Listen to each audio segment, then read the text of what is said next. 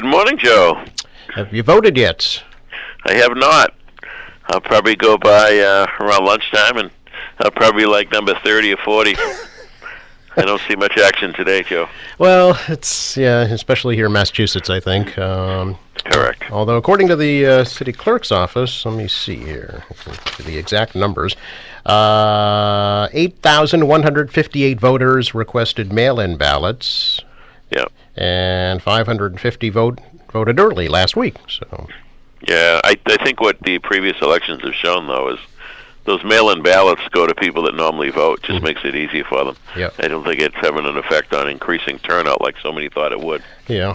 I don't think it's going away anytime soon, though. No, I'm not suggesting that. I never believed that it was going to increase turnout, just making it easier for those people that vote. Yeah. And, I'm not going to argue that, but it's certainly not what they thought it would do for turnout. Right. All 31 precincts are open today, though, here in Quincy. Certainly, polls close tonight at 8. I saw the city workers out 4:45 this morning putting out the handicap parking signs out in front of the library here. So yeah, Nikki Crispo, Joe Newton, they do a great job, and the various departments help them. Certainly the police are a big part of that today, and I hope they all bring a book to the voting places for themselves, because it's going to be a long day. Yes. They are dedicated, though, those volunteers. They do a great job, for sure. They do. They take a lot of pride in it, and it's, to some extent, it is a version of public service, so we appreciate that very, very much. Absolutely.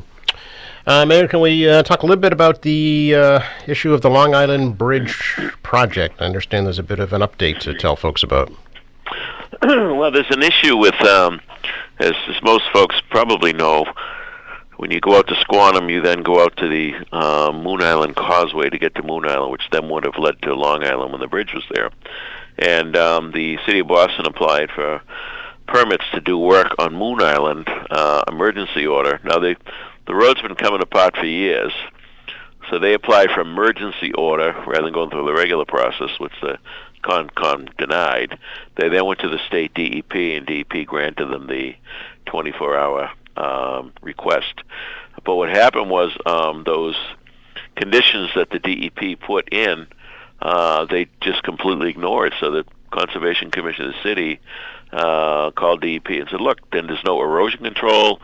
All those things that they're supposed to do under the permit, they weren't doing, which is so typical of the city of Boston.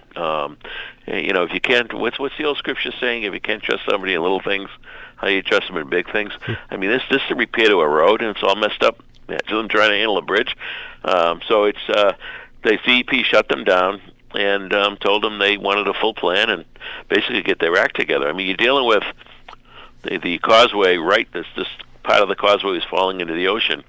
There's strict requirements because you've got equipment and if something springs a leak, a hydraulic leak, gas, oil, whatever, it would go right into the oceans. That's why they have all these stringent conditions when they when they issue these permits. So the contractor Boston just ignored it. So DEP's come down pretty hard on them, and I don't know if they have yet been given approval to go back and fix the road. So we'll see what happens. But we had raised this issue. It's interesting. Solicitor Timmons had raised it with the judges many years ago about, hey, this isn't just a bridge issue. There's issues that lead up to the bridge, and just the judge threw it out. And here we are. They've got to deal with it now in an emergency situation because they're not capable of maintaining things. So does this need to be resolved regardless of what happens with the bridge project? It's a separate issue, absolutely. They've got to follow the stringent conditions that were set forth by the Department of Environmental Protection when they issued the original permit. Okay. So where do the lawsuits stand with regards to the bridge reconstruction? There's still issues at DEP. As you know, we had kind of won that other round when it was adjudicated at DEP. So this could go on for a long time, Joe. Okay. I know it's... And quite frankly, I've seen the reports coming out of Boston. I don't know how they're going to afford it if they got the permits down the road. Well, it's upwards in the multi-hundreds of millions of dollar range now, I believe. On the bridge, and then hundreds of $millions of whatever they were going to do on the island, you know. Stay tuned, it sounds like. Indeed. Yeah. Mayor, can we talk a little bit about a project that is happening here in Quincy, the new public safety complex? Major milestone last week. Yes, a great tradition. The Ironworkers, Local 7, they do a top-off ceremony, or topping-off ceremony, I should say, which includes a little a pine tree, a Christmas tree, and a flag, of course. And it's just been a tradition for decades with the Ironworkers. So what they do is ahead of time, they paint the beam, and then all those people that work in public safety were asked if they want to sign the beam. It started the day before the topping off, and then the topping off ceremony that following day. A lot of people were there, particularly the team that's building the building, and it really is a nice little program. But also, it's been talked about for a long time. But now with the steel up, you get a real sense of the size of the building, the shape of the building. And it's very exciting. It really is for everybody involved. This was talked about for a long time.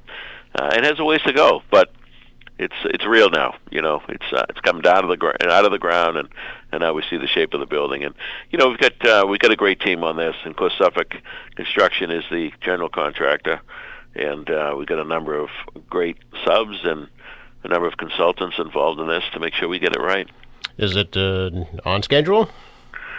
Well, we fell behind schedule because of the Father Bill's delays and then the asbestos delays in the ground that was found.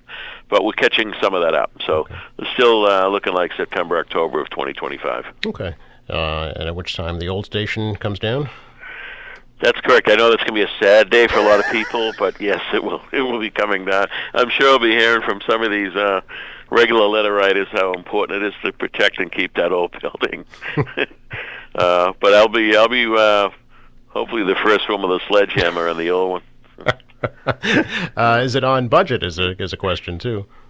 It is now. I mean, originally when we were bidding this out, and that was the crazy time during the supply chain issues and all, delays and so forth, the prices did go up. It just was the marketplace. And I know a lot of municipalities and private jobs have been dealing with that. But things have settled down. There's far more consistency now, and the ups and down swings in the construction market. Now the interest rates have gone up a little bit for the private development, but there's kind of a better sense that there's continuity now. There's not all these crazy issues going on. So I know they know that switching gear and things like that, they've got to order right out of the box because it takes 18 months to get it. But for the most part, I think people have figured it out now.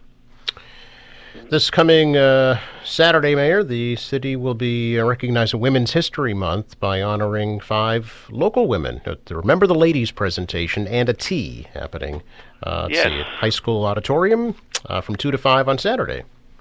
On Saturday, that's correct. Yeah. Quincy High School, and we've chosen some women came recommended to us in different categories, and I know we've got public service. I think Barbara Solar. Business, I think, is Karen Smith. Education, Courtney Mitchell, who's the principal over at Southwest. Help me out here, Joe. Sure, we have Doris Cox. Doris Cox for nonprofit. She does a great job at Bay State Community, and the 5th was Linda Santoro. Linda Santoro, Quincy Art Association, for her work in the arts. 5 outstanding ladies and citizens of the city, so we're thrilled to recognize them. This is free to open to the public? That's correct. I do think they asked for reservations because of the planning for the tea. Sure. Very nice. And you'll be making comments, I'm sure, with regards to Abigail Adams' life and legacy. Well, I generally say hello, welcome people, but I sit in the audience. This is their day, and we look forward to greeting them. Very nice. And then on Sunday, there's an event you might be aware of, I'm sure. The First Lady of the Republic of Sierra Leone is coming to the United First Parish Church. I did hear that. Yes. Indeed, yes. Park Service involved in that as well. To talk about the connection between that city and Quincy through the Amistad case, which is That's right. Really interesting. Yeah. The Menden Bible that was given to the Adamses, which is still at the Peacefield. So good stuff. Yeah, very nice. Mayor, anything else going on we should let folks know about right now? I don't know. Good luck with the weather, everybody. It is what it is. March is always dismal, so let's hope for some sun at some point. Anytime you get wind off the water in spring, this is what you get here in New England. Absolutely. Oh, we can't complain. It hasn't been too bad a winter, so I'm not going to complain. No, and I'm not cashing in my chips just yet. It's not over just yet. Thanks for your time, Mayor. Thank you. Have a great day. You too.